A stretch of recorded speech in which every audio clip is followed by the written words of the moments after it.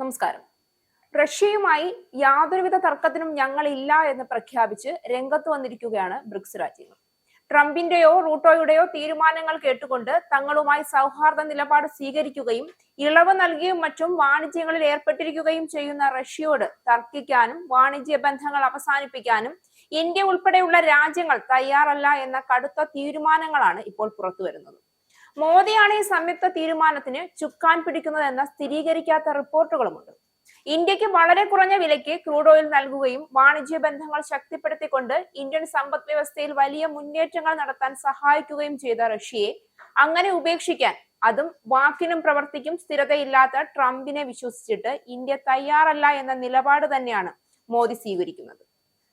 India, China, Brazil എന്നീ രാജ്യങ്ങളെ നാറ്റോയുടെ secretary general mark root ഭീഷണിപ്പെടുത്തിയത് കഴിഞ്ഞ ദിവസമാണ്.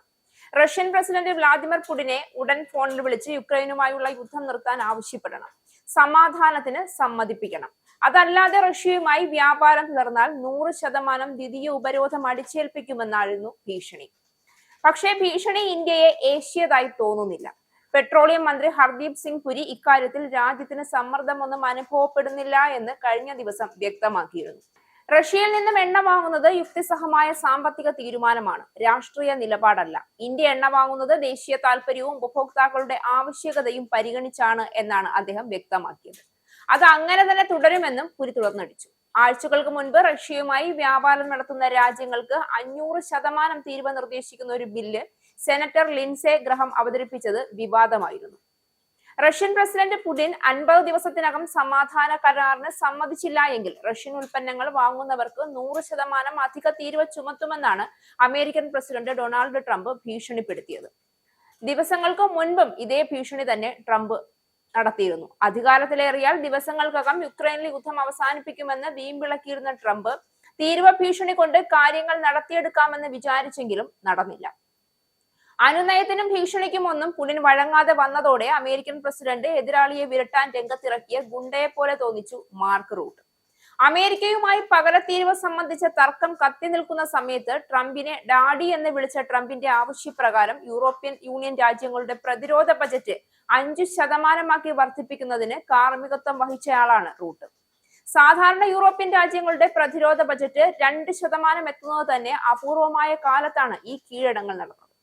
നാറ്റോയ്ക്ക് റൂട്ടിന് സ്വന്തം നിലയ്ക്കോ വ്യാപാര ഉപരോധം ഏർപ്പെടുത്താനുള്ള അധികാരമില്ല. ട്രംപിനെ വഴിവിട്ട് സന്തോഷിപ്പിക്കാനുള്ള മുൻ ഡച്ച് പ്രസിഡന്റ് റൂട്ടിന്റെ ശ്രമം ഒരുപക്ഷെ യുക്രൈനു കൂടുതൽ ആയുധ സഹായം നൽകാൻ സമ്മതിച്ചത് കൊണ്ടാകാമെന്നും വിലയിരുത്തപ്പെടുന്നുണ്ട്. റഷ്യയുമായുള്ള വ്യാപാരത്തിൽ ഏർപ്പെട്ട രാജ്യങ്ങൾക്കുമേൽ ഉപരോധം ഏർപ്പെടുത്തുന്ന നാറ്റോ മേധാവിയുടെ ഭീഷണി തള്ളി ഇന്ത്യയും പ്രത്യക്ഷമായി തന്നെ ഇപ്പോൾ രംഗത്ത് വന്നിട്ടുണ്ട്. രാജ്യത്തിന്റെ ഊർജ ആവശ്യങ്ങൾ ഉറപ്പാക്കുക എന്നതാണ് തങ്ങളുടെ പ്രധാന മുൻഗണന എന്ന് ഇന്ത്യ അറിയിച്ചിട്ടുണ്ട്. ഇക്കാര്യത്തിൽ ഇരട്ടത്താപ്പ് പാടില്ല എന്നും ഇന്ത്യ നാറ്റോയ്ക്ക് മുന്നറിയിപ്പ് നൽകി. റഷ്യയിൽ നിന്നുള്ള ഊർജ സംഭരണം ദേശീയ താൽപര്യങ്ങളെയും വിപണി സാഹചര്യങ്ങളെയും അടിസ്ഥാനമാക്കിയുള്ളതാണെന്നും രാജ്യം വ്യക്തമാക്കി. വിപണിയിൽ എന്താണ് ലഭ്യമായതെന്നും നിലവിലെ ആഗോള സാഹചര്യങ്ങളുമാണ് ഇന്ത്യ ഇക്കാര്യത്തിൽ നോക്കുന്നത്. ഈ വിഷയത്തിൽ ഏതെങ്കിലും തരത്തിലുള്ള ഇരട്ടത്താപ്പിനെതിരെ പ്രത്യേകം മുന്നറിയിപ്പ് നൽകുവാൻ തന്നെയാണ് ഇന്ത്യയുടെ ഉറച്ച തീരുമാനം. ഇസ്രായേലിന്റെ 5 സൈനിക താവളങ്ങളിൽ കനത്ത നാശനഷ്ടം. മോദി വെളിപ്പെടുത്തുന്ന ഇന്ത്യയുടെ വികസനത്തിന്റെ മയക്കുമരുന്ന് വിൽപ്പനയ്ക്കെതിരെ ശക്തമായ നടപടിയെടുത്ത് ഷാർജ പോലീസ്. അമേരിക്കയിലെ സാധാരണ മനുഷ്യരോട് കൂടിയാണ് കോൺഗ്രസിനുള്ളിൽ പങ്കുവയ്ക്കാൻ ഓപ്പറേഷൻ സിന്ദൂറിൽ ഉപയോഗിച്ച